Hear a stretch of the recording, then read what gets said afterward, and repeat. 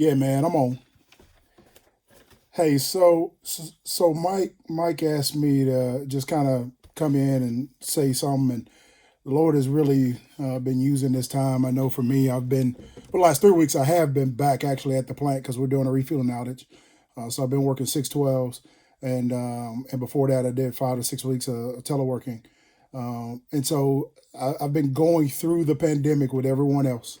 I have at least been blessed to be able to continue working, and I know some have not been able to do that. And so just kind of been God has kind of taken that time to continue to pour into me and message and talk about what this pandemic has meant. And so I was grateful to get an opportunity to just to speak to y'all. First and foremost, man, I miss the crap out of y'all. Man, I love y'all so much. Me and my family, we all really miss and grateful for the people that we are able to stay connected to, and the phone calls and when the tornadoes came through up here, got several messages from several of y'all who were just checking on us. So I thank y'all for that. And just know that we're always have you guys in our prayers, and we know that you do the same for us. And so as Mike even alluded to, many of us this quarantine and stay at home orders and social distancing, this thing really sucks. I mean, many people are financially stressed. Unemployment is peaking and getting to rates that we have not seen, historic rates, in 30, 40, 50, 60 years. Bankruptcies are abounding. We even got lawmakers suggesting that people should go into bankruptcy. We have small businesses and large businesses failing because they've poured their life and heart into that business, and now those things have been shuttered and don't have traffic coming through. Of course, the pandemic has hit our health. Death rates continue to soar. Hospitals are overwhelmed. Staff is working on the front lines with the maximum exposure, but being essential and necessary for us to be able to hopefully come out of this thing. Some of the reports I've even seen talking about domestic violence has spiked going through that. Some workers have been deemed essential and forced to go and have continued to work. And some of those that are essential wish they weren't. And some of those that aren't essential wish they were, so that they could get out to work. I don't know about y'all brothers, but around my crib here, haircuts, you don't realize what you miss until you ain't got it. Many of us look like first and second kings right now. Except for us bald brothers who are able to take care of what we need to at the house. And let's be honest, some of our ladies with no fake nails, no fake lashes, no fake hair, no beauticians, starting to look more like Shirley from what's happening now. That's just reality. Quarantine snacks are going through the roof. And so it sucks, man. And for the last 6 weeks or more, that's all that we've heard. That's all that we've thought about. That's all we've seen. That's all that we've talked about, is just how much this sucks. But what about what's been amazing? See, what's been amazing is churches all across the world have been forced to find ways to reach people just where they are, literally. The gospel has reached more homes than any church building ever could have, every single day. Some have seen tithing and giving go up. I was talking to pastor, and we went from having a regular attendance of 100 or 200 to having a viewership of 400 or 500, 600 weekly. See, I was able to talk to my sister through the phone to set up at home where she lives with my grandparents. I was able to talk her through the phone to setting up the Fire Stick for my grandmother at the house on the living room TV. And my grandma is navigating through YouTube. She watching Pastor Wright. She watching TD Jakes, Furrick, all of them all week long. She's getting the word at levels that she had never imagined before. See, even I was talking to one of my friends in Birmingham, and he was saying, man, every night on the news now, either at the start or at the end, they brought in some local religious leader to either close out or open the show with just some word of inspiration. Never saw that before.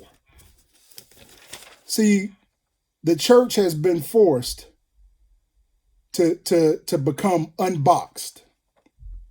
We've been forced to move from within the walls. We've been forced to find new means of being, quote unquote, the church. The entire world has been forced to look for something, anything that could give them some hope, and are desperate to find something to hold on to.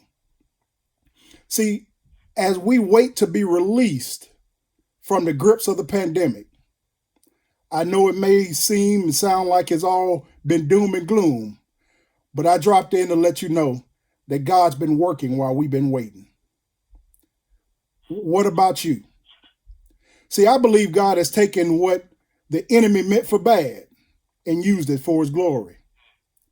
See, instead of thinking about you being forced to be stuck in the house, I encourage you to see the blessing and not the burden. What have you done with this blessing? What have you done with the blessing of spending more time with your wife? I know for me, I know she's upstairs dealing with, as I'm downstairs teleworking, she's upstairs dealing with the boys. She's become now not only a wife and a mother, but a teacher.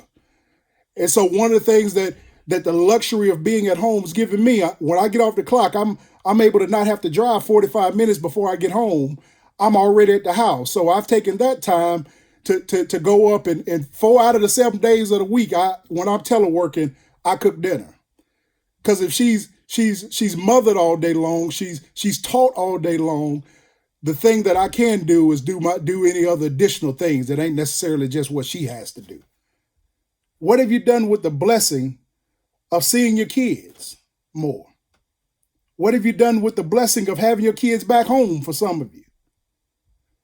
What have you done with the blessing of not having to go to work and being able to work from home for some of us? See, I want to challenge you with 2 questions, man. If the Lord felt like it was critical enough to slow you down, that he shut down the entire world just to isolate you, what did you do while you waited? And the second question, what are you going to do when you get released? Will your family come out stronger, or will they come out more damaged? Will your marriage come out renewed, or will it be irreparable? Will you come out more committed, or will you come out uncontrollable? See, as the world anxiously awaits being released, I believe God is asking us, will we be ready to receive them? The Lord brought to me 2 Chronicles 7th chapter, and I love the Message version's reading of it. Starting at verse 12, it says, God appeared to Solomon that very night and said, I accept your prayer. Yes, I've chosen this place as a temple for sacrifice, a house of worship.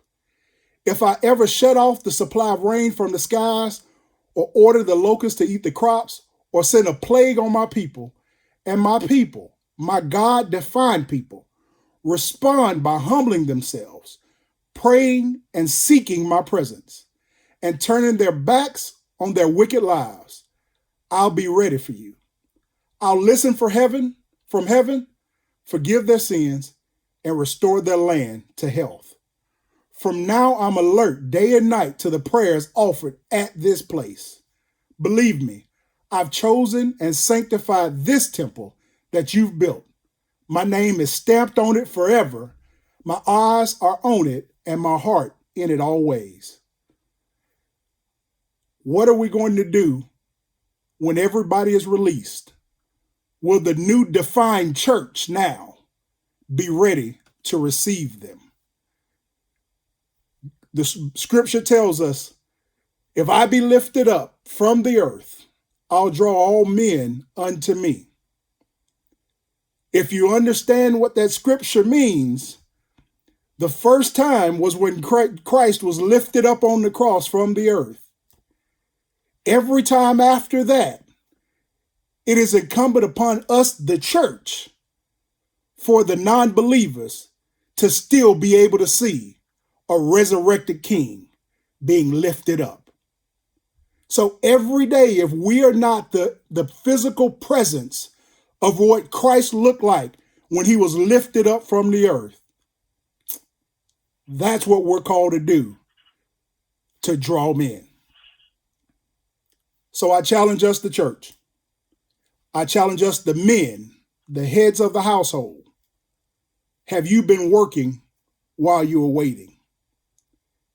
And what will your life, your family, your kids look like when you're released? I'm grateful to be able to join y'all. I love y'all. And I believe this is a calling, has been an opportunity for God to equip the saints for the work that was ahead. The world saw a health crisis. God saw a spiritual crisis. The world saw a pandemic. God agreed. The world shut down and God opened up. What are we going to do? That's all I got.